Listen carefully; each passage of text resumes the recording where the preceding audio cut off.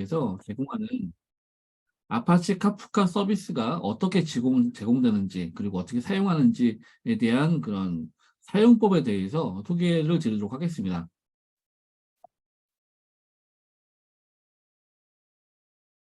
이미 그 카프카에 대해서는 잘 알고 계실 거라고 생각이 되고요.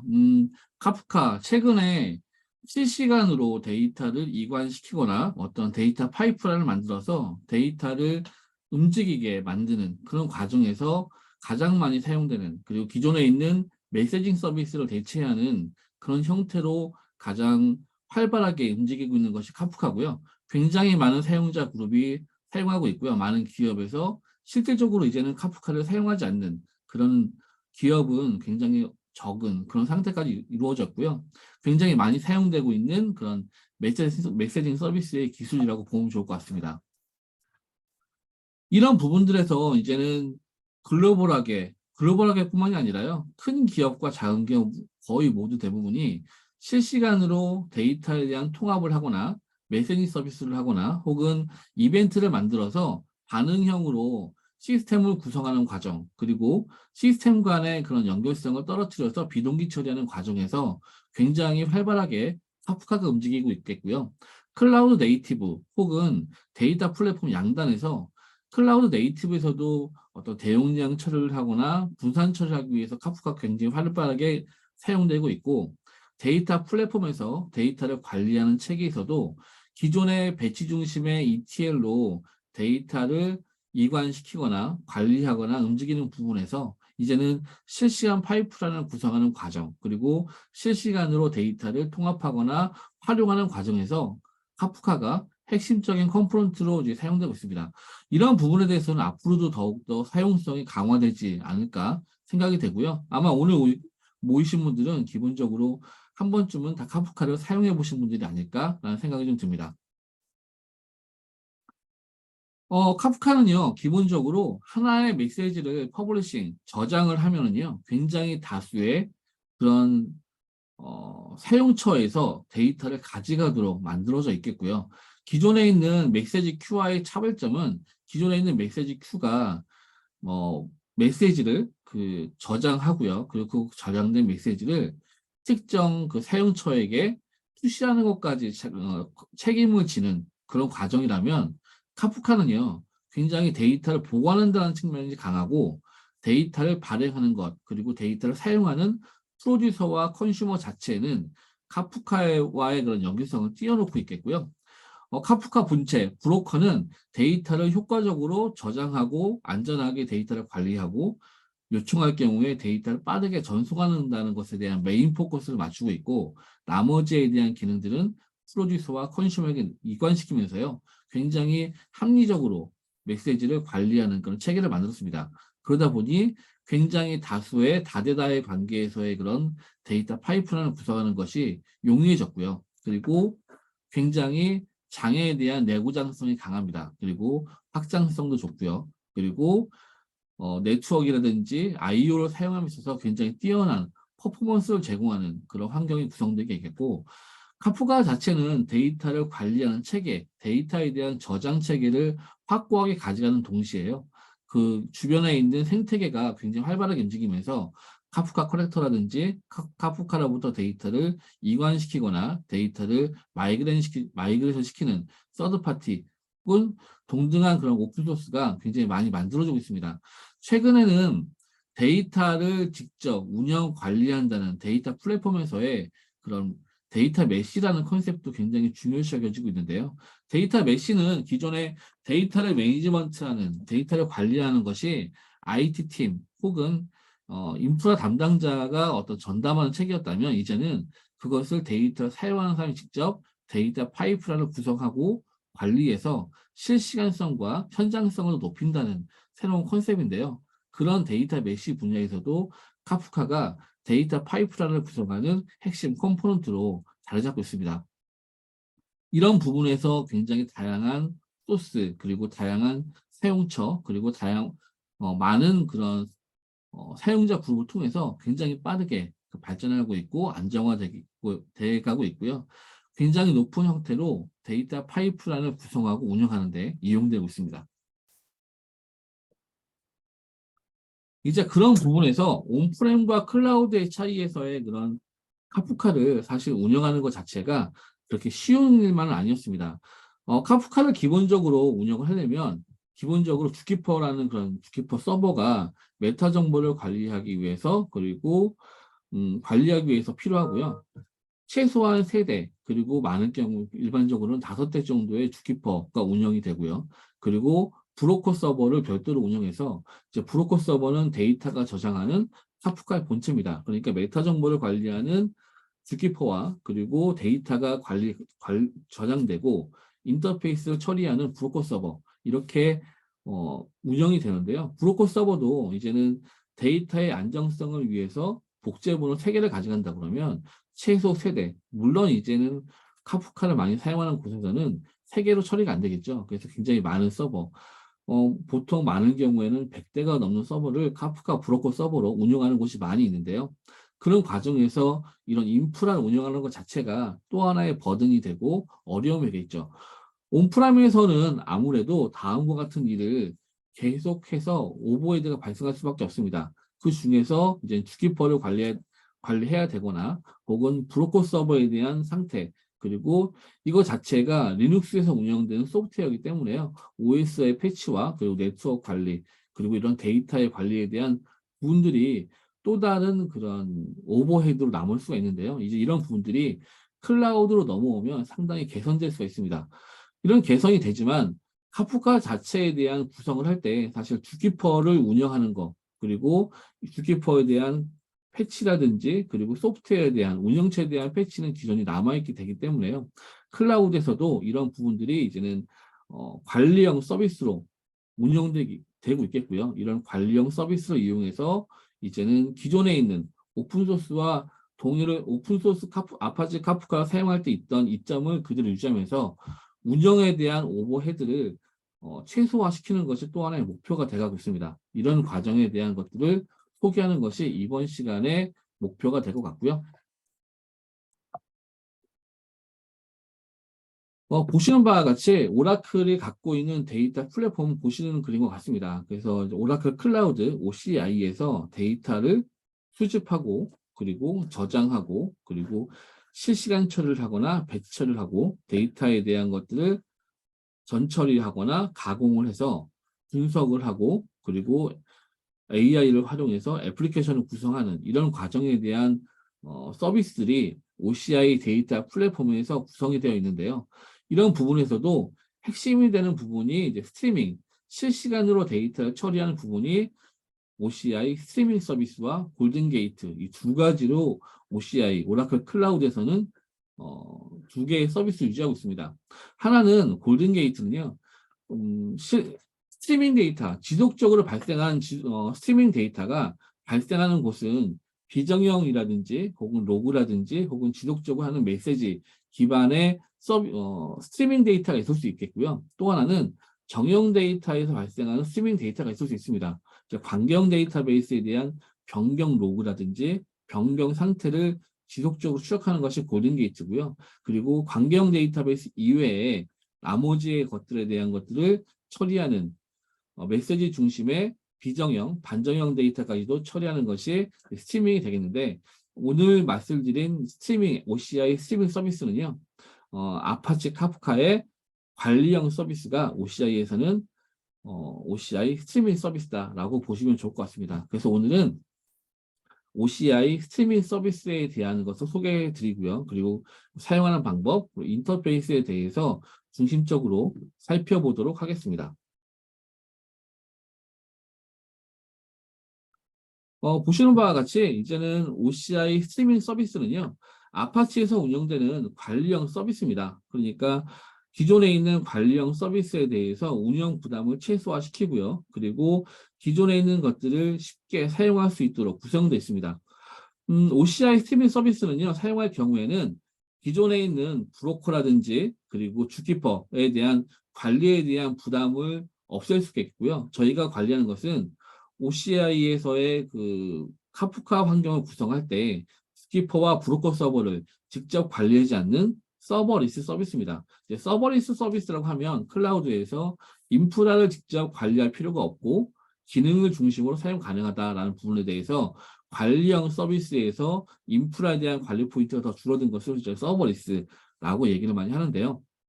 현재 이제 OCI 스트리밍 서비스는 구성을 하면은요, 기본적으로 스트림이라는 그런 컴포넌트만을 담당을 합니다. 여기서 스트림이라는 그 명사는 아파치 카프카의 토픽이라고 생각하시면 좋을 것 같고요. 저희가 토픽 단위로 하나하나의 인스턴스를 만들어서 사용하고 과금하고 사용한 만큼 과금하는 체제로 운영되고 있습니다. 그래서 OCI 스트리밍 서비스는 아파치 카프카의 서버 리스트 서비스다라고 생각하시면 좋을 것 같고요. 그리고 활용하는 단위는 스트림이라는 단위를 사용합니다. 그래서 OCI 스트림에서 스트리밍에서 서비스에서 스트림이라 한다면 카프카의 토픽에 해당한다라고 보시면 좋을 것 같습니다. 나머지에 대한 카프카 인터페이스에 대한 나머지에 대한 API는 100% 호환되는 기능을 제공을 하고요. 여기서 별도로 저희가 이제는 스키퍼라든지 그리고 관리 서버에 대한 것들이 저희가 서버리스로 추상화를 시켜놨기 때문에요. 카프카의 어드민에 해당하는 그런 관리형 기능에 대해서는 API가 부분적으로 제약은 되어 있습니다. 그렇지만 그 나머지의 프로듀서와 컨슈머 그리고 토픽을 사용하는 나머지의 인터페이스는 100% 호환하는 기능을 갖고 있기 때문에 애플리케이션 레벨에서 기능 레벨에서 카프카를 사용하는 그런 기능들은 100% 사용하실 수 있겠고요. 기존의 카프카를 대상으로 만들어져 있던 오픈소스와 서드파티도 그대로 호환 가능한 형태로 구성되어 있기 때문에 기존에 있는 그런 카프카를 사용하시는 경험을 그대로 OCI에서 활용 가능하시고요. 이런 과정에 대해서 100% 호환되는 인터페이스 그리고 그것들을 자동화하는 기능들을 추가적으로 제공을 합니다. 이런 부분이 추가적으로 연결이 된다고 하면 저희가 좀 후에 살펴볼 텐데요. 서비스 커넥터 허브라는 그런 서비스를 이용을 합니다. 그래서 OCI 스트리밍에 들어왔다면 이제 스트리밍에 들어왔던 것들을 받아서 중간에 펑션을 태우거나 혹은 이 스트리밍에 들어온 토픽에 들어온 데이터를 다른 서비스에 전송하거나 호출해서 사용할 수 있는 그런 과정을 제공하고요. 스트리밍을 오브젝트 스토리지에 그리고 또 다른 스트리밍에 그리고 모니터링 서비스에 그리고 별도의 기능을 제공하는 펑션 서비스에 호출이 가능하고요. 이런 것들을 죄송합니다. 노티피케이션과 연계해서 전체적인 그런 데이터 파이프라인 구성에 대한 자동화된 환경을 구성할 수 있는 기능도 제공합니다. 이 경우에 서비스 커넥트 허브는 별도의 비용을 발생하지 않는 무료 서비스고요. OCI 스트리밍과 연결해서 한다 그러면 카프카에 대한 데이터 인터페이스로 쭉 OCI에 있는 자동화된 그런 펑션이라든지 저장소 그리고 이벤트 환경과 통합해서 추가적인 그런 자동화에 대한 기능을 제공할 수 있는 그런 핵심 기능이라고 보시면 좋을 것 같고요. 오늘은 이 중에서도 OCI 스트리밍에 들어온 데이터를 오브젝트 스토리지에 실시간으로 그 약간의 디퍼드는 발생합니다만 실시간으로 데이터를 저장하는 그런 아카이빙하는 그런 기능을 한번 실습으로 확인해 보도록 하겠습니다. 이런 부분들이 이제 스트리밍이 앞부분에서 말하는 서비스 커넥터 허브와 연결될 뿐만이 아니라 이런 과정에서 이제 스트리밍 서비스의 인터페이스, 카프카 인터페이스를 기반으로요. 외부 환경과에 대한 연계, 통합이 지원되게 되겠고요.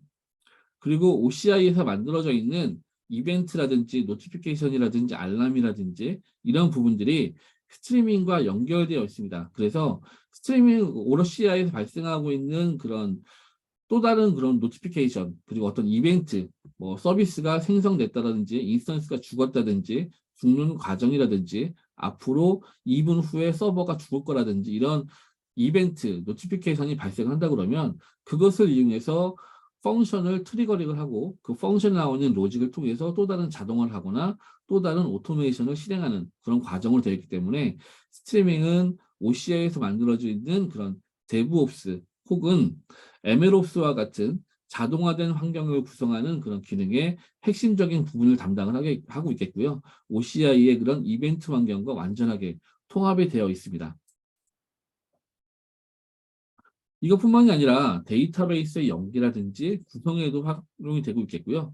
또 OCI 오라클 같은 경우는 관계형 데이터베이스로부터 그 소스 환경에 대한 그 관경 데이터베이스의 소스에 영향을 최소화시키면서 변경 데이터를 추출하는 골든 게이트라는 그런 기술을 갖고 있고요. 이 골든 게이트 자체가 이제는 그 클라우드 서비스로 제공이 되는데요. 이제 OCI 골든 게이트와 OCI 스트리밍 자체가 통합이 되어 있기 때문에 관경 데이터베이스로부터 변경된 데이터가 스트리밍에 반영이 돼서 마이크로 서비스로 반영이 된다든지 외부 환경을 넘어간다든지 하는 부분에 대해서도 활용할 수 있는 그런 폭이 넓어지기 때문에 데이터 통합의 그런 환경에서도 적극적으로 활용되고 있습니다. 그럼 한번 이제는 이것이 OCI에서 활용되고 있는 그런 스트리밍 서비스의 일반적인 개괄이고요. OCI에서 스트리밍 서비스가 어떻게 움직이는지 잠시 살펴보도록 하겠습니다. 가능한 한 제가 화면을 떠왔고요. 화면을 이용해서 지금 진행을 하고 중간중간에 제가 실제 OCI 환경에서 어떻게 움직이는지 살펴보도록 하겠습니다. 보시는 바와 같이 OCI 스트리밍 서비스는요, 이제 이것이 OCI에서 나오는 메뉴 책인데요. 메뉴에 애널리틱 AI의 스트리밍, 메시징 아래에 있는 스트리밍이라는 부분에 들어가 있습니다. 여기서 보시면 애널리틱의 스트리밍이라는 부분으로 들어가 있겠고요. 이 안에 들어가 보면 여기에서 지금은 스트림은 토픽이라고 말씀을 드렸죠. 이제 토픽이라고 말씀을 드렸고, 이제 스트림 풀이 있습니다. 저희가 카프카 클러스터, 카프카 브로커를 별도로 관리하지 않는다. 실제로 운영할 필요는 없다라고 말하지만 실제로 카프카 클라이언트, 카프카 프로듀서와 컨슈머가 실제로 브로커 서버 카프카에 접속을 해서 메시지를 퍼블리싱하고 그리고 컨슈밍을 하기 위해서는요. 실제로 이제 카프카 접속을 해야 됩니다. 이제 그럴 경우에 접속 정보라는 그런 카프카 브로커에 접속을 하는 그런 개념이 필요하거든요. 그래서 저희가 관리는 하지 않지만 이런 부분들을 관리하는 체계로 갖고 있습니다. 그래서 저희가 먼저 만들 때는 스트림 풀을 하나 만들어서 스트림 풀을 하나 만들고요. 이 스트림 풀을 엔트리 포인트 하는 것을 퍼블릭망에 만들 것이냐 혹은 프라이빗망에 만들 것이냐로 선택합니다. 퍼블릭망으로 만든다 그러면 OCI에서의 그런 서비스 네트워크에 저장이 되고요. 생성이 되고 그리고 프라이빗으로 한다 그러면 제가 만든 그런 네트워크 VCN에 있는 VCN에 프라이빗 서브넷에 저장이 되게 돼 있습니다. 그래서 이런 부분에 대해서 네트워크 구성을 퍼블릭으로 할 거냐 프라이빗으로 할 거냐를 구성할 수도 있겠고요. 그리고 이 모든 데이터는 암호화가 됩니다. 그래서 지금 이 암호화할 때 오라클이 관리하는 키로 암호화를 하겠느냐 혹은 사용자가 직접 볼트로 생성한 암호화된 키를 이용하겠느냐라는 부분을 선택할 수 있습니다. 그리고 추가적으로 저희가 이런 부분들은 저희가 브로커 서버를 만들 때 기본적으로 만드는 그런 파라미터 중에 하나인데요. 토픽을 자동 생성하게 만들 거냐. 기본적으로는 디세이블 되어 있고요. 여기서 이렇게 만드신다 그러면 자동 설정이 됩니다. 이것을 의미한다는 것은 저희가 이제 토픽, 프로듀서가 특정 토픽에다가 메시지를 발행을 딱 할 때요. 메시지를 발행을 할 때, OCI의 스트림, 그러니까 토픽으로 존재하지 않을 경우에 토픽을 자동으로 생성하겠다. 그럼 자동으로 생성한다 그러면 그때 리텐션 타임, 얼마만큼 데이터를 유지할 것이냐. 맥스가 24시간이고요. 그리고 디폴트로 만드는 것은 파티션을 몇 개를 만들 것이냐 설정을 할 수 있겠고요. 자동으로 만들어지는 것은 관리상 개발 환경이 아니라 운영 환경이기 때문에 비효율적이다 한다 그러면 디세이블 해놔도 무방합니다. 그렇게 만들면 저희가 스트림 풀이라는 그런 토픽, 스트림이라는 것들이 묶는 하나의 그런 가상의 체계가 만들어지고요. 이 안에서 이제는 여러 개의 토픽이 만들어집니다. 그러니까 쉽게 말하면 스트림 풀은 하나의 가상화된 클러스터다라고 보시면 좋을 것 같고요. 그러면 이 클러스터를 하나 만들면 그 안에서 토픽을 직접 만들 수 있습니다. 토픽을 만들 때 앞에 보신 것처럼 토픽 이름을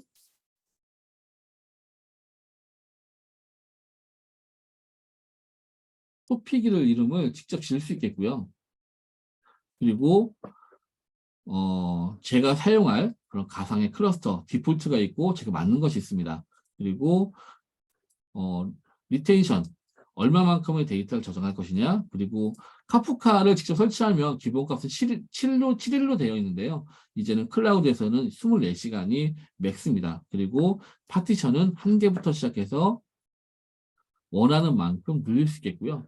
파티션이 늘어남에 따라서 그러니까 리드에 대한 IO와 그 다음에 라이트에 대한 IO와 그 다음에 리드에 대한 IO가 동시에 증가합니다. 그래서 기본적으로 파티션 한 개에 대해서는 초당 1MB에 대한 라이트가 가능하고요. 초당 동시에 2MB의 리드가 가능합니다. 그리고 이것에 대해서 네트워크 밴드위스가 좀 더 높은 스루풋이 필요하다 그러면 그거에 맞는 파티션을 조절하시면 됩니다. 별도의 그런 추가적인 옵션은 없고요. 이건 나머지는 태깅을 담당하는 부분이겠고요. 그래서 지금은 데모를 만들 거기 때문에 제 파티션 한 개만 넣어서 만들겠습니다. 이렇게 되면 이제는 카프카의 토픽이 만들어졌다고 생각하시면 좋을 것 같고요. 저희가 OCI에서는 그 토픽을 스트림이라고 말하기 때문에 지금은 스트림이 토픽이라고 생각하시면 좋을 것 같고요. 이번 세션에서 토픽과 스트림이라는 단어를 번갈아 가면서 사용하겠습니다. 두 단어는 동일하게 같은 의미를 갖는다라고 보시면 좋을 것 같고, UI에서 데이터를 테스트하기 위해서 간단하게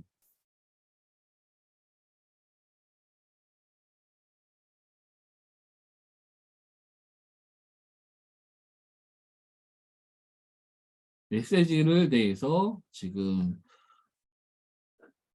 발행을 하고요. 그것에 대해서 들어온 데이터를 확인할 수 있습니다. 마지막 지난 1분 동안에 들어온 마지막 게 50개의 메시지를 출력하는 것이 이 화면에서 제공이 되고요. 그리고 이것을 사용할 때 사용하는 관리 매트릭이 별도로 운영이 됩니다. 그래서 이 매트릭으로 관리 포인트를 잡으실 수 있겠고요. 토픽별로 잡을 수 있겠고 이렇게 운영하는 것이 가능합니다. 여기서 메시지를 발행하는 것은 일종의 테스트라고 보시면 좋을 것 같고요. 그리고 메시지를 확인하는 것은 종종 어떤 메시지가 정상적으로 들어왔는지 확인하는 용도로 볼 수 있겠고, 기본적으로 제공되는 것은 메시지가 생성된 시간, 그리고 파티션에 대한 번호, 파티션 넘버, 그리고 옵셋, 각각의 토픽에서 메시지가 갖고 있는 하나에 대한 유일한 넘버, 체계가 옵셋이죠. 그래서 옵셋 번호를 제공을 합니다. 물론 카프카처럼 키라는 것을 제공해서 키를 제공하면 동일한 키는 특정 파티션으로 가서 순차 처리가 가능하도록 파티션을 지정할 수 있다라는 그런 키에 대한 개념도 적용이 되어 있고요. 이렇게 키와 밸류를 통해서 이제 데이터를 저장하고 관리할 수 있습니다. 그런 부분에 대한 것들을 화면으로 떠서 제가 지금 몇 개 준비를 해놨고요. 그리고 이 부분에 대해서 아까 전에 프라이빗 서브넷으로 구성할 수 있다고 말씀을 드렸는데, 네트워크 통해서 데이터가 저장될 때, 그 카프카를 통해서 토픽의 데이터가 저장될 때 저희는 계속해서 암호화하고 복호화를 하고 있거든요. 그래서 키로 암호화하기 때문에 데이터 전체에 대한 높은 그런 안정성, 그 보안성을 제공한다는 것이 강점이 되겠고요. 앞부분에서 클러스터 개념으로 스트림 풀을 만들고 그 다음에 토픽, 스트림을 만드는 과정을 살펴봤습니다. 그리고 이제 비용 같은 경우는요, 현재 이제는 저희가 사용하고 있는 네트워크에 대해서 리드와 라이트, 풋과 겟, 프로듀서가 데이터를 퍼블리싱 하고요. 그리고 컨슈머가 데이터를 가져가는, 저장하고 읽어가는 것에 대해서 기가바이트 단위로 0.26달러가 책정이 되겠고요. 이 부분은 일단은 리텐션 타임을 집어넣고 데이터의 유입이 일정하고 데이터가 저장되는 카프카에서 데이터가 유지가 되는 하루 동안의 사이즈가 이제는 정해져 있다 그러면 이것은 몇 기가바이트 혹은 몇 테라바이트 정해져 있다면 이 부분은 고정된 비용으로 할당이 될 것이고요. 그리고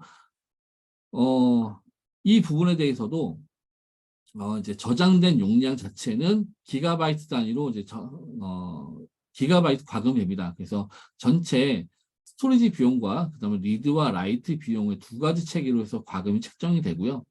이 과정에서 기가바이트당 시간으로 따져서 0.002불이 책정됩니다. 이게 너무 좀 계산하기, 감잡기 어려운 상태라서 이것을 약간 환산해 봤는데요. 1GB를 30일 동안 사용을 하면 저장으로 들어가는 과금되는 비용은 0.144달러가 되겠고요. 1TB, 뭐 1024GB가 되겠죠. 그래서 1TB를 30일 동안 운영을 한다라고 한다면 147달러가 과금되는 비용이라고 보시면 좋을 것 같고요. 나머지는 데이터를 저장할 때에 대한 라이트 비용과 그 다음에 데이터를 읽어갈 때의 리드 비용을 합쳐서 데이터가 움직이는 비용을 기준으로 해서 기가바이트당 0.025불이 책정된다라고 보시면 좋을 것 같습니다. 이 부분은 앞에서 메시지를 테스트했던 영역이었고요.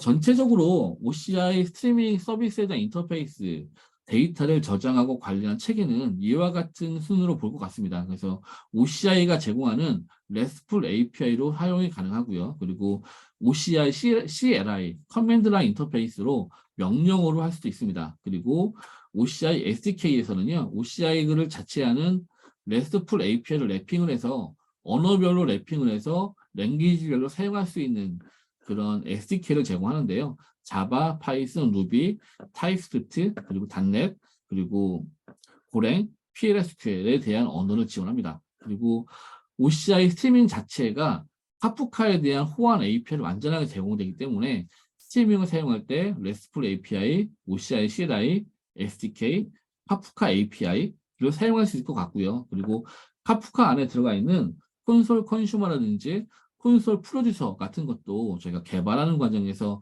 자주 사용하는데요. 이런 부분에서도 기존에 있는 저희가 접속 정보를 별도로 제공하기 때문에 이런 툴을 그대로 사용하실 수 있습니다. 그리고 카프카 커넥터가 최근에 굉장히 에코시스템이 발전하고 있고 데이터 파이프라인을 자동화 구성하는 데 많이 사용되고 있죠. 그래서 카프카 커넥터에서도 운영할 수 있겠고요. 그리고 외부 인터페이스로 OCI 서비스 커넥터 허브를 이용해서 들어온 데이터를 외부에 빼거나 관리하실 수 있습니다. 하나씩 좀 살펴볼 텐데요. 먼저 RESTful API는 직접적으로 저희가 컬 같은 걸로 사용할 것은 별로 적기 때문에 직접적으로 언급하진 않겠고요. OCI, CLI부터 시작해서 하나씩 살펴보겠습니다. 보시면 저희가 OCI에는요, 이제는 내부적으로 관리 테스트 운영 툴을 제공하는데요. 그 중에 하나가 이제는 클라우드 쉘이고 클라우드 에디터입니다. 그래서 클라우드 쉘은요, 이 클라우드 가상으로 제공하는 브라우저에서 제공하는 가상 터미널, 링스 터미널이고요. 클라우드 쉘을 이용하시면 저희가 이렇게 보시는 것처럼 OCI를 이용해서 개발하거나 운영할 수 있는 그런 툴을 제공합니다. 제가 좀 일부러 세미나를 하기 위해서 폰트를 키워놨고요. 폰트에 대한 것이라든지 스타일을 선택할 수 있겠고요. 그리고 이 파일을 직접 올리거나 다운로드 받거나 업로드할 수 있습니다. 그래서 제 데스크탑에서 파일을 이 터미널로 올리거나 그럼 오라클 클라우드 안으로 네트워크망 안으로 들어가게 되는 거 되겠고요. 이 안에서 터미널 작업을 하실 수도 있고요. 이 부분이 V 코드 작업을 한다 그러면 좀 불편할 수 있습니다. 그 불편을 제거하기 위해서 코드 에디터라는 컨셉으로 해서 일단은 VS 코드에 대한 브라우저 버전, 웹 버전을 개발 환경으로 제공합니다. 그래서 오늘은 이 두 가지 환경을 잠시 살펴보고요. 그리고 사용해 보도록 하겠습니다. 먼저 에디트 코드는 좀 이따 사용할 거니까 먼저 넣어두고요. 보시면 그 OCI CLI를 사용할 때요. OCI CLI를 할 때 저희가 코드 클라우드 쉘을 이용하면 이미 저에 대한 권한 설정이 다 되어 있기 때문에 여러분들이 별도로 사용자가 권한 설정을 하지 않아도 이렇게 기본적으로 바로 OCI와 인터페이스에서 명령을 주고받을 수 있습니다. 그리고 이런 것들에 대한 명령 체계가 좀 복잡하기 때문에 OCI 인터랙티브 모드를 제공하거든요. 이 인터랙티브 모드는 보시면 엔터를 치면 스페이스를 누르면 제가 사용할 것들에 대한 것들이 미리 나옵니다. 그래서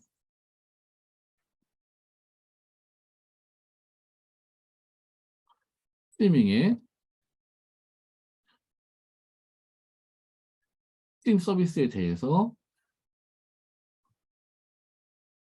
그룹을 하는데 배타하기 위해서는 어떤 옵션을 사용한다. 이런 식으로 자동 완성형 기능과 그런 기능을 제공하기 때문에요. 인터랙티브 모드를 사용하시면 좀 더 편리하게 사용하실 수 있는 부분이 있습니다. 이런 것들 한 번씩 해보시면 좋을 것 같고요. 우선 그중에서 저희가 접속을 하려고 그러면 기본적으로 정보를 확인해야 되는데요. 저는 이제 이미 쉘로 좀 만들어 놔서 정보를 이미 확보했습니다. 그런데 현재 토픽에다가 어떤 메시지를 전달해야 되겠다, 혹은 저장해야 되겠다 한다면 프로듀서와 컨슈머 입장에서는요, 어떤 자원인지, 어느 URL로 접근해야 되는지에 대한 정보가 필요하거든요. 이제 그런 정보들을 여기서 확인할 수 있겠고요. 토픽 안에 보시면, 그 스트림 안에 보시면 각각에 해당하는 OCID라는 것이 있고요. 그리고 메시지 엔드포인트가 있습니다. 여기서 OCID는 오라클이 제공하고 있는 그런 모든 자원에 대해서 할당한 유니크한 키입니다. 그래서 저희가 OCID라는 그 값만 알면 어떤 자원이라는 것이 글로벌하게 유니크하게 판명이 되거든요. 그래서 이것을 이용해서 저희가 어떤 토픽이라는 거, 어떤 스트림이라는 것을 확인을 하고요. 그리고 어느 서비스 서버로 접근해야 된다라고 하는 것이 메시지 엔드포인트로 해서 이렇게 토픽에서 보시면 사용할 수 있습니다. 그러면 보시는 바와 같이 지금은 이제 쉘을 이용할 경우에는요, 저희가 OCI, 스트리밍, 스트림, 메시지 풋, 그리고 스트림 아이디는 스트림 OCID, 그리고 엔드포인트는 엔드포인트 URL로 해서 이렇게 놓고요. 그다음 메시지를 키와 밸류, 이 키는 어떤 파티션을 지정하기 위해 지정하지 않아도 되는데요. 하나의 동일한 키를 가지면 동일한 파티션으로 강제 지정한다라는 컨셉에 대해서 키를 만들고요. 그리고 밸류는 그 실제 들어가는 값입니다. 그런데 여기서 지금은 좀 값이 이상하죠. 터미널 쪽에 사용하다 보니까 이것을 값이 한글, 영어 이런 것들에 대해서 문자가 깨지는 것을 방지하기 위해서 베이스 64로 인코딩을 한 데이터를 OCI CLI에서 넣어야 됩니다. 그러니까 사용성은 좀 불편을 한데요. 만약에 이런 경우를 사용해야 하는 것이 필요하다 한다면 이렇게 사용하실 수 있겠고요. 그럼 보시는 것 같이 데이터가 들어가면 이제는 인코딩을 해서 환경명에서 넣는 것이었고요. 그리고 거기에 대해서 스트림 아이디, 엔드포인트, 메시지 집어넣어서 저장을 하면 OCI, CLI로 지금 데이터가 저장이 됐다라는 것을 볼 수가 있습니다. 이런 부분에 대해서 이제 저희가 콘솔상에서 스트림 OCID와 엔드포인트를 확인해야 된다라는 부분 앞에서 말씀을 드리고요. 그리고 데이터를 이제는 데이터를 가져오기 위해서는 첫 번째로 저희가 스테이트 릭스 환경이 보니까요. 스테이트 프리 아니라 스테이트 릭스이다 보니까 저희가 하나의 그런 객체를 만듭니다. 그래서 커서라는 개념을 만들어서 나는 어떤 커서를 사용하겠다라고 좀 지정을 합니다. 그래서 보시면 OCI의 스트림의 커서에 create 커서라는 명령을 날리고요. 그 다음에 OCI를 지정하고 파티션 넘버를 지정할 수도 있고 지정하지 않을 수 있습니다. 지정을 하면은요, 특정 파티션에 대해서만 데이터를 가져옵니다. 저희가 파티션이 여러 개가 있었죠. 그래서 파티션을 지정을 하면 해당 파티션에서만 저희가 데이터를 가져오는 그런 과정으로 되어 있었고, 만약에 지정하지 않으면 클러스터가 알아서 자동으로 할당을 해줍니다. 그리고 타입으로는 처음부터 갖고 와라, 레이티스트 마지막부터 갖고 와라, at time, after time, 그래서 특정 시간 이후부터 갖고 와라, 특정 옵셋 이후부터 갖고 와라, 이런 5가지의 타입의 커서를 만들 수 있겠고요. 이 커서를 만듦으로써 저희가 특정 옵셋, 특정 시간, 처음부터 지금 이후부터를 지정해서 내가 원하는 유형의 데이터, 메시지를 갖고 올수록 지정할 수가 있습니다. 그럼 보시는 바와 같이 커서에 대한 ID 값이 할당이 되고요. 그러면 그 다음에 이제는 저희가 실제로 스트림을 갖고 올 때는요, OCI 스트리밍에서 메시지 get 하고요. 그 다음에 보시는 바와 같이 커서 뒤에 앞부분에서 생성했던 것을 붙여서 저희가 실행을 합니다. 그래서 그렇게 되면 보시는 바와 같이 지금은 그 처음부터 갖고 오는 걸 지정을 했으니까요. 보시는 것 같이 모든 데이터를 한꺼번에 갖고 오는 것을 볼 수 있습니다. 잠깐 보면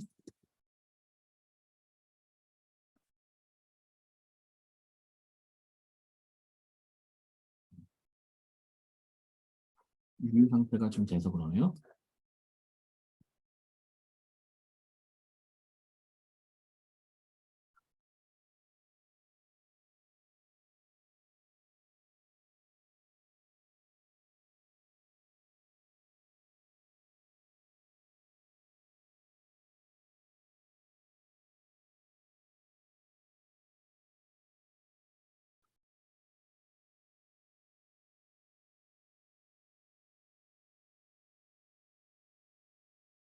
저희가 풋풋하겠습니다. 지금 풋으로 하면 제가 미리 이렇게 쉘을 하나 만들어 놨고요. 이 그것을 해서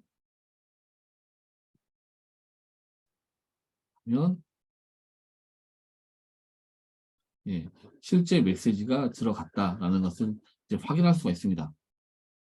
이와 같은 방식으로 메시지를 가져오거나 저장하는 것을 가능을 하고요.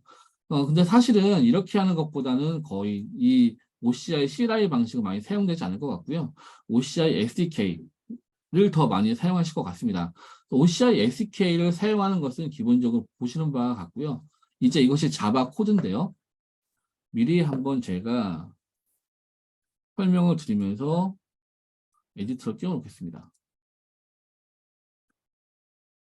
지금은 보시는 것 같이 프로듀서 코드입니다. 프로듀서 코드에서요. 먼저 이제 OCI SDK를 사용하면 기본 위치는요. OCI의 config라는 디렉토리에 보시는 바와 같은 그런 OCI 인증 정보가 들어갑니다. 나는 누구고, 그리고 인증서는 어떤 것이고, 그리고 어떤 테넌트, 어떤 계정을 사용하고 있고, 어떤 리전에 있다라는 것을 제가 미리 만들 수 있겠고요. 이 정보를 이용해서 인증을 하고 넘어가기 때문에 기본적으로 메시지 엔드포인트와 OCI 스트림 OCID만 있으면 기본적인 그런 자바 코드로 이용해서 OCI SK로 메시지를 생성하거나 발생할 수 있습니다. 먼저 보시는 바와 같이 스트림 클라이언트를 인증 정보로 해서 생성을 하고요. 그리고 이 인증 정보와 OCID, 그러니까 지금은 해당 토픽에 대한 스트림에 대한 OCID를 넣으면 보시는 바와 같이 메시지를 생성해서 그리고 메시지를 만들고 그리고 큰 메시지 퍼블리싱하는 그런 과정으로 볼 수가 있습니다. 현재 코드는 배열로에서 20개의 메시지를 만든 다음에 한꺼번에 배열로 집어넣고 날리는 그런 구조로 되어 있고요. 물론 한 건씩도 날릴 수 있지만 기본적으로 성능을 고려해서 한꺼번에 날리는 것을 프로그램 레벨과 설정, 파라미터 레벨에서 조절할 수 있는 것이 카프카의 기본적인 구성입니다.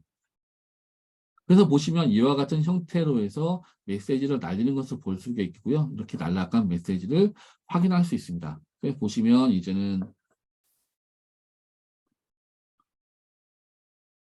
네, 보시는 바와 같이 지금은 OCI 스트림에 대해서 이제 프로듀서가 이렇게 나와 있겠고요. 그러면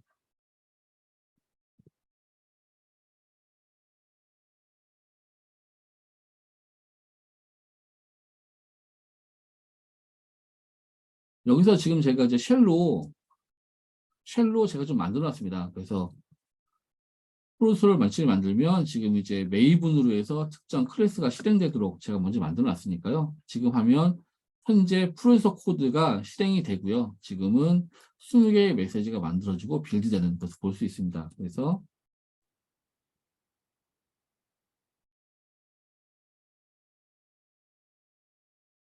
여기서 사용하는 코드는 깃허브에 올려놓을 거고요. 여러분들한테 문서를 전달할 때 일괄적으로 참조할 수 있도록 동일하게 발송하도록 하겠습니다. 그러면 현재 토픽에 대한 그런 주소와 그 다음에 옵셋 넘버가 찍히겠고요. 그러면 지금은 스트림으로 가서 지금 데이터 스트림 이름일 겁니다. 그럼 저장을 해보면 현재 들어온 데이터가 이렇게 들어온 것을 확인할 수 있습니다.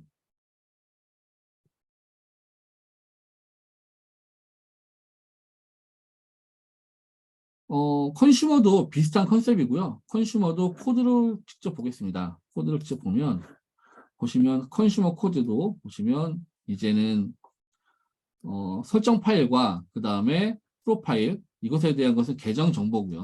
그 다음에 어떤 스트림에 대해서 어느 URL로 제가 접근하겠다라는 것을 정해주면 클라이언트를 만들고요. 그리고 가져오기 전에 그룹 아이디. 이것은 지금 그룹 아이디 같은 경우는 지금 이제 지정을 하게 돼 있죠. 이제 그룹이라는 것은 하나의 컨슈머는 하나만 처리할 수 있습니다만 무조건 그룹으로 구성돼서 여러 개가 병렬 처리하도록 구성되어 있잖아요. 그래서 그룹 아이디를 지정할 수 있게 되겠고요. 그리고 이것들에 대해서 메시지를 가져오는 그런 코드로 되어 있습니다. 카프카 코드와 거의 유사하다고 보시면 좋을 것 같고요. 나중에 카프카 코드 참조하실 때 한 번씩 코드를 한번 읽어보시고 참조해 보시면 좋을 것 같고요. 이 부분에서 이제는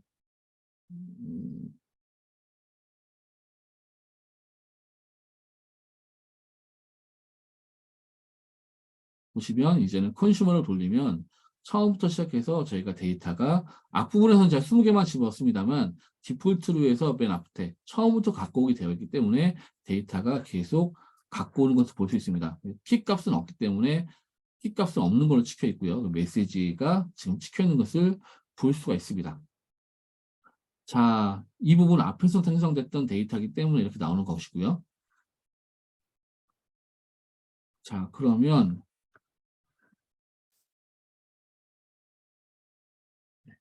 이제 카프카 호환인데요. OCI SDK를 사용하는 것도 이제는 스트림을 직접 제어한다 그러면 OCI SDK를 사용하는 것이 코드량이라든지 안정성이라든지 속도가 더 좋을 수 있습니다만 기존에 있는 카프카 인터페이스를 그대로 사용하거나 카프카로 개발되어 있는 그런 애플리케이션을 응용하신다 그러면 기존에 있는 카프카 API를 사용하실 수밖에 없습니다. 그 경우에는 카프카에서 접근하는 것에 대한 추가적인 정보를 제공하는 것을 스트림, 풀에서 제공을 하는데요. 보시는 바와 같이 해당 스트림 풀에 대해서 카프카 커넥션 세팅이라는 그 서브 메뉴를 들어가 보면 여기에서 보시는 것 같이 불스트랩 서버 이제 저희가 불스트랩 서버라고 해서 저희가 처음에는 그 카프카의 브로커 서버에 몇 개를 일괄적으로 쉼표로 해서 저희가 카프카에서는 등록을 하는데요. OCI에서는 하나의 서버로 구성되어 있습니다. 그래서 리전별로 하나가 구성이 되어 있겠고요. 지금 셀 1에 스트리밍의 리전 코드에 .OCI의 오라클 클라우드.com의 9090번 포트로 지정이 됩니다. 그리고 SSL 실제로 인증 정보에 대해서는 여기가 들어가 있는데요. 기본적인 것에 대한 사용자 인증 정보와는 인증 정보가 다 이게 들어가 있습니다. 그런데 맨 마지막에 패스워드라고 해서 오스 토큰을 집어넣으라고 되어 있는데요.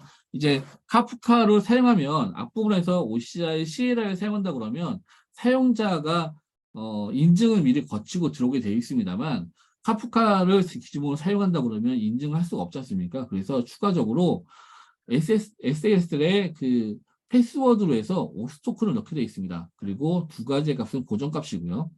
그래서 지금 보시면 OCI 콘솔에서 사용자 프로파일에서 프로파일을 클릭을 하시면 사용자 제 정보로 들어가고요. 이 제 정보에서 지금 오스 토큰을 하면 별도의 인증 토큰으로 인증을 하는 인증을 하는 그런 페이지 넘어오고요. 여기서 사용자별로 디폴트는 2개씩 만들도록 허용이 되어 있습니다. 그래서 지금은 제너레이트 토큰을 하면 보시는 바와 같이 복잡한 난수화된 그런 문자의 생성이 되고요. 이것을 카피해서 사용하시면 됩니다.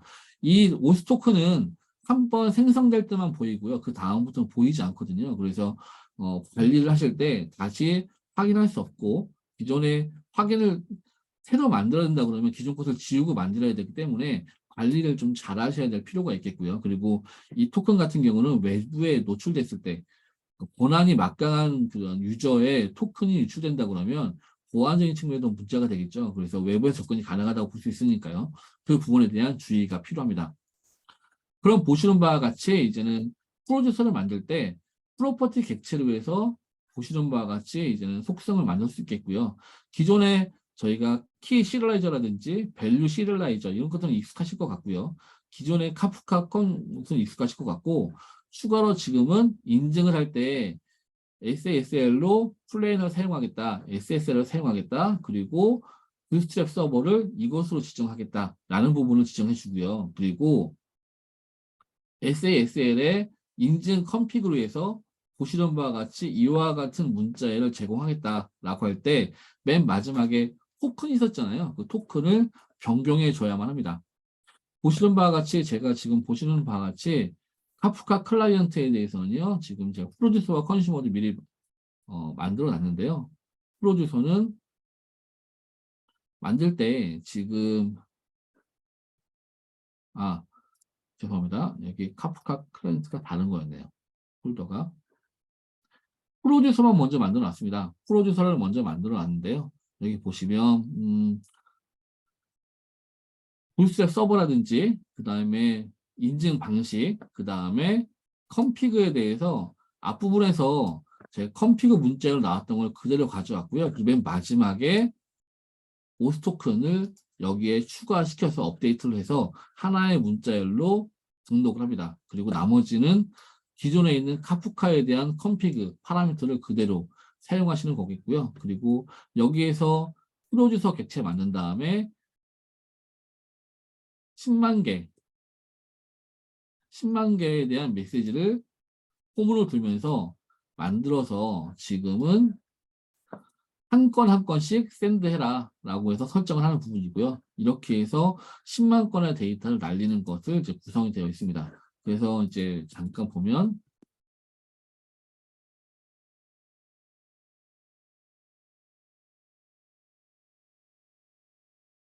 여기서 지금 제가 이제 쉘루비를 만들어 놨고요. 여기서 해당 프로듀서 이제 클래스가 실행이 되도록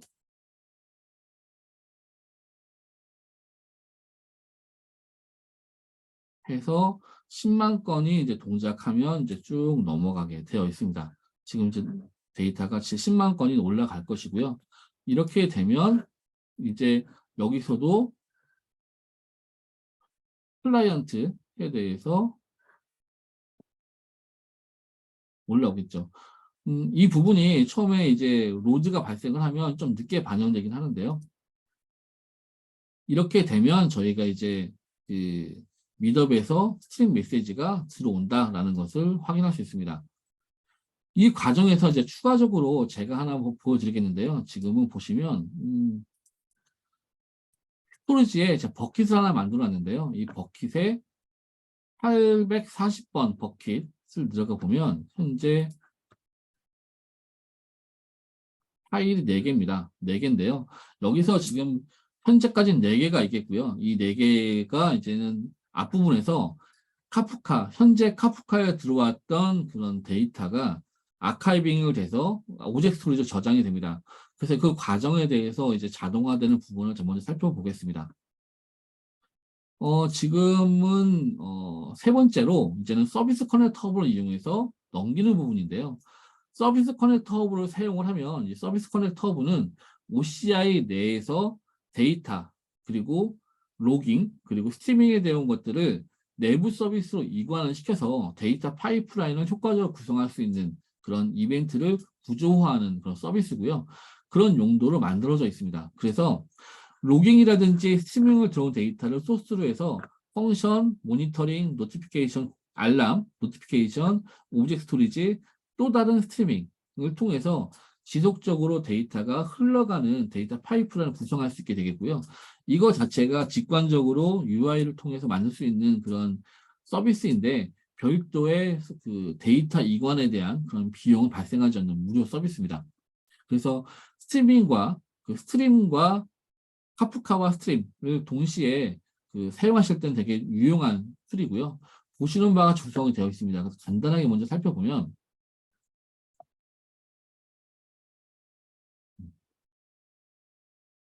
애널리틱 AI예요. 스트림 밑에 보면 서비스 커넥터 허브라는 것이 들어가 있겠고요. 그 서비스 커넥터 허브를 보면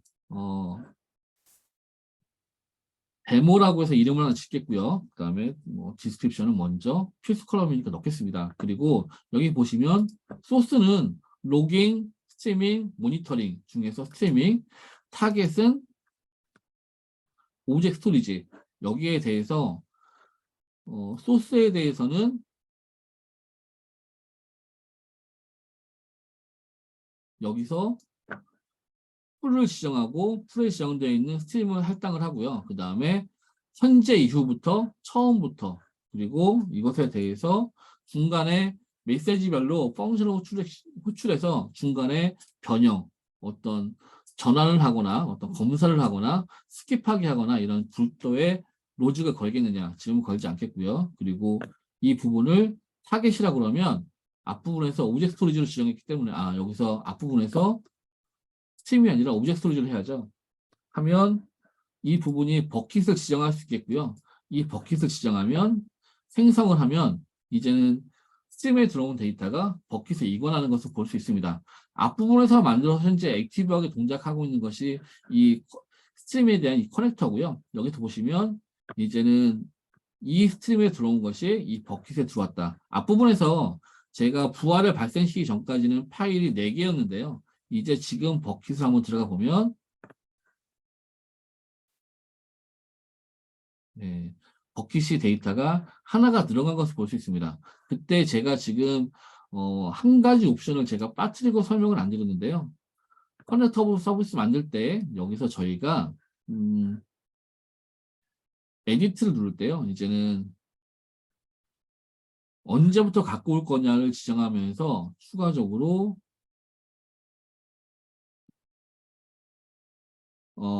네.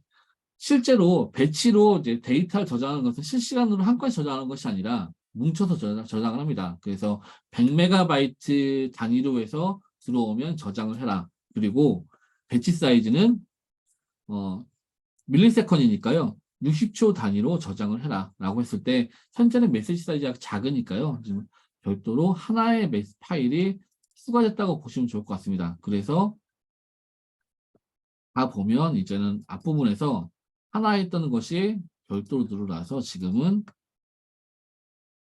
이렇게 지금 이제 새로운 데이터가 그 49분에 하나 새로 생성된 것을 볼 수 있겠고요. 그 사이즈는 768kB다라고 보시면 좋을 것 같습니다. 이것이 오브젝트 스토리지에 저장되기 때문에 카프카에 들어온 토픽, 스트림에 들어온 데이터를 영구적으로 저장을 하거나 별도로 데이터 처리를 하기 위해서 사용되는 공간으로 이제는 이렇게 서비스 커넥터 허브를 이용해서 데이터를 이관하실 수 있습니다.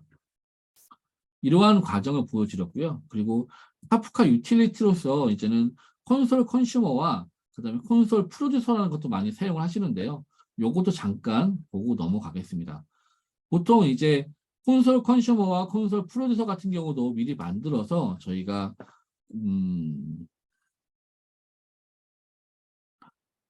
개발 환경일 때 많이 사용을 하죠. 이제 그 경우에 보시면 이제 보시는 바와 같이 카프카 컴피그 디렉토리에 가보면 이제는 콘솔 컨슈머 프로퍼티 컨슈머와 프로듀서의 프로퍼티 파일이 있습니다. 여기에서 저희가 앞부분에서 저희가 갖고 왔던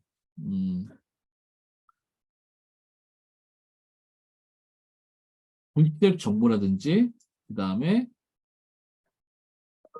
인증 정보에 대한 것들에 대한 문자를 여기다가 추가로 설정을 했고요. 요 세 개의 특성은 별도로 없기 때문에 추가로 집어넣고 그리고 나머지는 기본에 있는 것을 그대로 사용했습니다. 그리고 부스트랩만 서버만 지금 지정되어 있는 현재 부스트랩 서버로 지정을 했고요. 이렇게 하면 현재 앞부분에서 카프카를 사용할 때 콘솔 상태에서 사용하시는 것들 그대로 사용하실 수 있습니다. 최를 잠깐 보면 프로듀서라고 한다 그러면 이제는 나 사용할 때 부스트랩은 지정을 하는데 데모 스트림에 대해서 프로듀서 컴픽으로 얘를 사용하겠다라고 지정이 되어 있고요. 여기서 보시면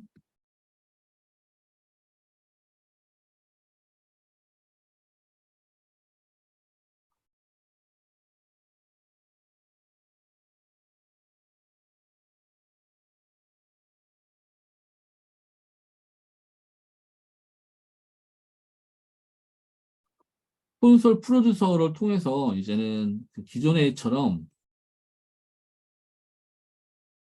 데이터를 생성하거나 움직이실 수 있습니다. 그래서 지금 가보면 두 개를 집어넣고요. 여기서 스트림으로 가서 앞부분에서 지금 데모 스트림을 집어넣으면 헬로와 DDD가 들어온 것을 볼 수 있습니다. 지금 보시는 바와 같이 기존에 있는 그런 커넥션 정보를 이용해서 만드실 수도 있고요. 추가로 이제는 그 거의 끝나갑니다만 카프카 커넥터가 커넥트라는 것이 굉장히 많이 활용되고 있고 에코시스템도 많이 늘어나고 있습니다. 그리고 직접 개발하시는 것도 어렵지 않고요. 그리고 기존에 있는 것도 이미 그 컴포넌트를 중심으로 해서 굉장히 많은 그 소스와 싱크 데이터를 생성하고 가져가는 것에 대해서 이미 컴포넌트들이 만들어져 있기 때문에 이것들을 이용해서 데이터 파이프라인을 추가로 개발하시거나 별도로 운영하시는 것이 아니라 그 개발하시는 것이 아니 코드하시는 것이 아니라 있는 그런 컴포넌트들로 데이터를 파이프라는 다양한 것을 활용하실 수 있습니다. 그런 과정에서 이제 사용하는 법을 잠깐 보면은요. 카프카 커넥터를 사용한다 그러면 약간 방법이 하나 달라지는데요. 여기서 UI를 보시면 앞부분에서 제가 UI를 하나가 소개시켜주지 않은 것이 있는데 추가적인 UI가 필요합니다. 그래서 팀에 가보면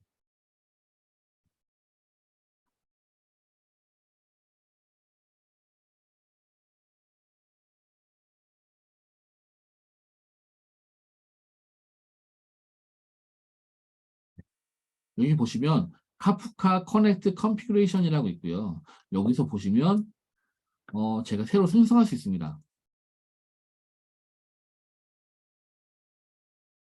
그거 보시면 이게 이제는 데이터 파이프라인을 만들 때 토픽을 별도로 3개 만듭니다. 그래서 컴피그가 들어가는 토픽과 옵셋이 들어가는 토픽과 현재 프로세스에 대해 상태가 저장된 토픽 이런 것들이 내부적인 프레임워크로 구성되어 있거든요. 그래서 컴피그 스토리지 토픽은 무엇이고 옵셋은 무엇이고 스테이터스 스토리지 토픽은 무엇이라는 것이 미리 만들어져 있고요. 그리고 추가적으로 이것들과 기존에 있는 커넥션 정보들을 조합을 해서 같이 해서 그 카프카 커넥트를 구성을 합니다. 그래서 보시는 바와 같이 이런 추가적인 내부적으로 사용하는 토픽이 만들어지는 것을 구성을 하고요. 그리고 이 안에서 지금 카프카 내부에 들어가 있는 이와 같은 커넥터들을 이용해서 지금은 작업을 하실 수 있겠고요. 디폴트로 들어가 있는 커넥터고요. 여기에서는 이제 파일을 읽고 쓰는 거에 대해서 하나 구성을 했는데요.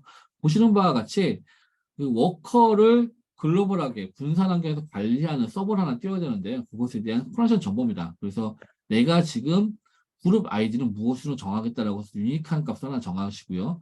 부스트랩, 인증 정보, 그 다음에 컨슈머와 컴피그와 스테이터스에 대해서 제가 지금 어떤 토픽을 사용하겠다라는 것을 해당하는 것을 적습니다. 이것들은 컴피그 파일에 기본적으로 들어있고요. 카프카 컴피그 파일에 있는 것들을 오버라이트해서 추가적으로 좀 수정한 상태고 이러한 형태로 해서 지금은 커넥트 워커 서버를 하나 띄웁니다. 워커 서버를 해당하는 걸 띄우고요. 그리고 1부터 1000까지 쓰는 그런 인풋 파일을 하나 만들었습니다. 하나 만들고요. 그리고 아웃풋 파일을 하나 껍데기를 하나 만들었습니다. 그래서 인풋 파일을 커넥트가 읽어서 카프카 스트림에 저장한 다음에 그것을 다시 읽어와서 아웃풋에 저장해라 라고 하는 파일을 복사하는 그런 플로우를 하나 서버 하나에서 그냥 단순하게 구성해 봤는데요. 여기서 기본적으로 동작하는 것들에 대해서 확인하는 커넥터에 대한 상태를 확인하는 것이 보시는 바와 전혀 없습니다. 여기에서 파일 소스라는 이름으로 해서 컴피그를 집어넣는데요.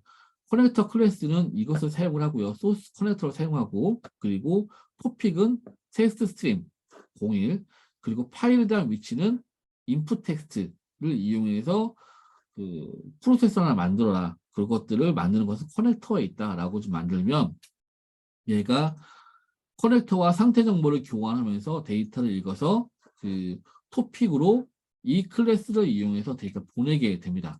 그리고 이때 다시 상태를 확인해 보면 파일 소스라는 것이 동작한다는 것, 등록된다는 것을 볼 수 있겠고요. 그리고 이때 파일 소스에 대해서 레스트풀로 조회해 보면 현재 구동하고 있다라는 것을 확인할 수 있습니다. 그러면 이제는 그 파일을 내려받는 것을 하나 추가해야 되니까요. 이제 커넥터를 싱크하는 것을 하나 만들겠습니다. 그래서 보실 때 컬로 만들겠고요.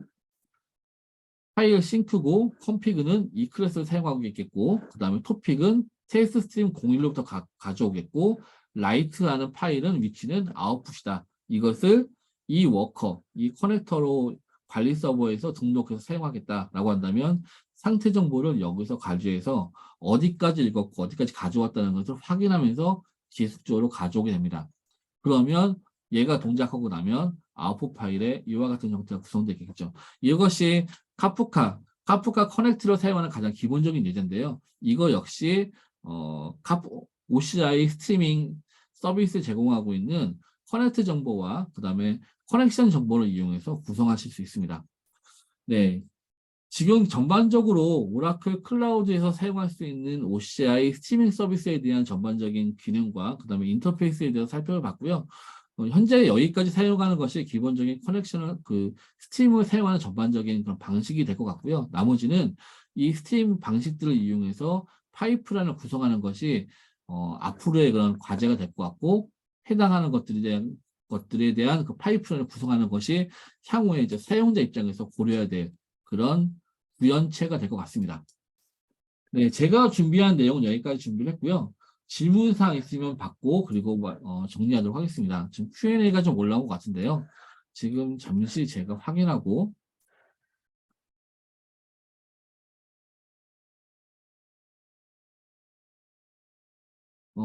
형준님께서 카프카는 ETL하기보다는